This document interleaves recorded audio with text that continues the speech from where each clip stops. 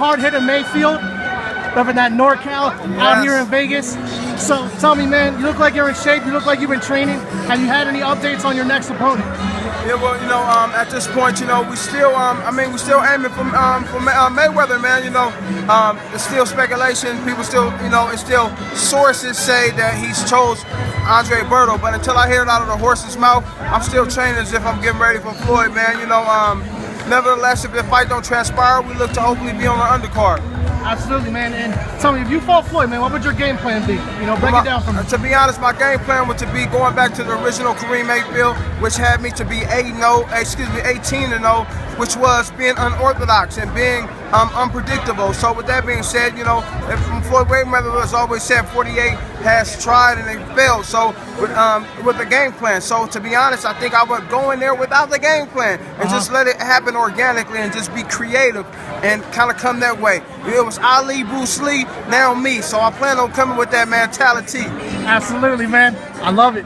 So if you don't get that shot, man, well, what's next for you? What do you think? If you get the undercard, who do you want on that? You want Shawn Porter? You want Adrian Bronner? Man, I would love the Adrian Bronner, but Shawn Porter can get it. I tried to fight Shawn Porter on the last day. They gave me an interview with, they gave me an offer to pull in Shawn Porter 1 day notice. I showed up for the weigh-ins to come fight him 1 day notice, you hear me? And they didn't want to take the fight, but now nevertheless. When was that, Karim? This was for the when he was supposed to fight the Latin homie. Okay. I forget the dude's name.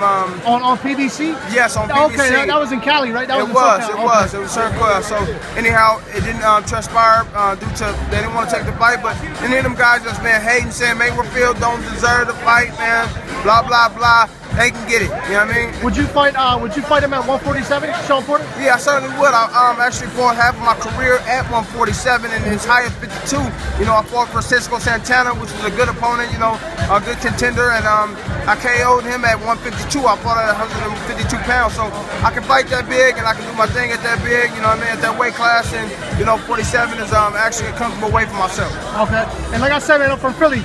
Tell me, what about Hank Lundy or Danny Garcia? I knew that was coming, man. Hey, Hank, man. Hey, to be honest, Garcia, I've been chasing Garcia, man, for a long time, man. Duck, duck, goose. They keep saying, you remember in the interview you heard Garcia saying, his dad saying, he's not even top 10. At that point, I was top number 2 in the WBO. So nevertheless, I've been chasing him for a while, man, and now he's fighting Paulie Maldonado. So, it's like, okay, who's doing the cherry picking? As far as Hank Lundy, I seen his last fight. I thought he won, to be honest, but he can get it too, man. And I think that'll be an explosive fight for the fans. If any of this stuff don't transpire, they can go. They can get it for sure. So we appreciate your time, man. One love, man. Shouts out to Philly, man. Shout out to Jersey. We out here. Yara. Yes, sir.